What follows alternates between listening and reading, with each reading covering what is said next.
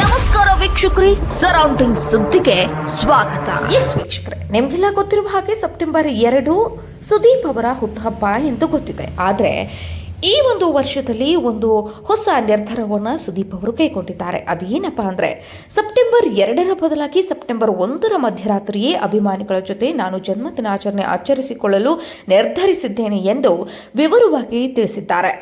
ಹೌದು, ಸೆಪ್ಟೆಂಬರ್ 2 ತಮ್ಮ ಮನೆಯ ಬಳಿ ಬರದಂತೆ ಅಭಿಮಾನಿಗಳಿಗೆ ಮನವಿಯನ್ನ ಕೂಡ ಮಾಡಿದ್ದಾರೆ. ಅಮ್ಮನಿಲ್ಲದೆ ಜನ್ಮದಿನದ ಸಂಭ್ರಮವನ್ನು ಊಹಿಸಿಕೊಳ್ಳಲು ನನಗೆ ಕಷ್ಟವಾಗುತ್ತದೆ. ಅವರಿಲ್ಲದ ಮೊದಲ ವರ್ಷವಾಗಿರುವುದರಿಂದ ಮನೆಯ ಬಳಿ ಶಾಂತಿಯ ವಾತಾವರಣ ಇರಲಿ ಎಂದು ಮನವಿಯನ್ನ ಮಾಡಿಕೊಂಡಿದ್ದಾರೆ. ಈ ಬಗ್ಗೆ ಸುದೀಪ್ ಪತ್ರದ ಮೂಲಕ ಅಭಿಮಾನಿಗಳಲ್ಲಿ ಒಂದು ಮನವಿಯನ್ನ ಇಟ್ಕೊಂಡಿದ್ದಾರೆ. ಅದೇನಪ್ಪಾ ಅಂದ್ರೆ ಸುದೀಪ್ ಬರೆದಂತಹ ಪತ್ರದಲ್ಲಿ ಏನಿದೆ ಅನ್ನೋದನ್ನ ನಾವಿಲ್ಲಿ ನೋಡೋದಾದ್ರೆ, ಸೆಪ್ಟೆಂಬರ್ 2 ನನ್ನನ್ನು ಭೇಟಿ ಮಾಡುವುದಕ್ಕಾಗಿ ನೀವು ಎಷ್ಟು ಕಾಯುತ್ತಿರುವಿರಿ, ಅದಕ್ಕಿಂತ ಹೆಚ್ಚಾಗಿ ನಾನು ನಿಮಗಾಗಿ ಕಾಯುತ್ತಿದ್ದೇನೆ. ಆ ದಿನವೂ ನೀವು ಪಡುವ ಸಂಭ್ರಮ ಆಚರಿಸುವ ವಿಡಿಯೋಗಳನ್ನು ನೋಡಿದಾಗ ಪ್ರತಿ ಸಲವೂ ನನಗೆ ಮರುಹುಟ್ಟು ಪಡೆದಂತಾಗುತ್ತದೆ. ನಿಸ್ಸಂದೇಹವಾಗಿ ನನ್ನ ಬದುಕಿಗೆ ಮೌಲ್ಯ ತುಂಬಿದವರು ನೀವು. ನಿಮ್ಮೆದುರು ನಿಂತು ವಿನೀತನಾಗುವುದಕ್ಕಿಂತ ಖುಷಿ ಏನಿದೆ?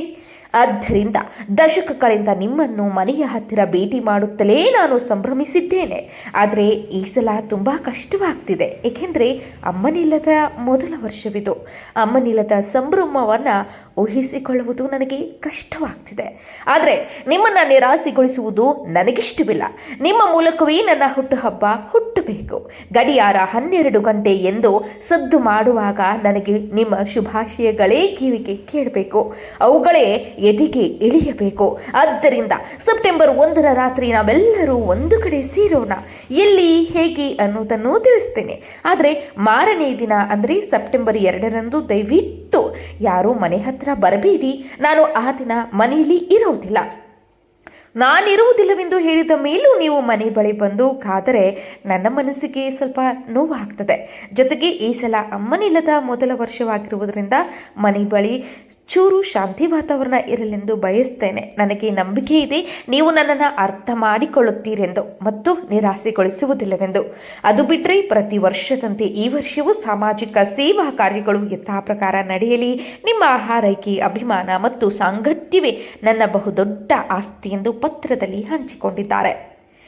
ಈ ಮಾತುಗಳನ್ನು ಕೇಳಿದ ಮೇಲೆ ನಮಗೆಲ್ಲರಿಗೂ ಕೂಡ ಸುದೀಪ್ ಅವರ ಹುಟ್ಟುಹಬ್ಬವನ್ನು ಆಚರಿಸುವುದು ಎಷ್ಟು ಮುಖ್ಯವೋ ಅದೇ ರೀತಿ ಅವರ ಮಾತನ್ನು ಕೂಡ ನಾವು ಆಲಿಸುವುದು ಅಷ್ಟೇ ಮುಖ್ಯವಾಗಿರ್ತದೆ.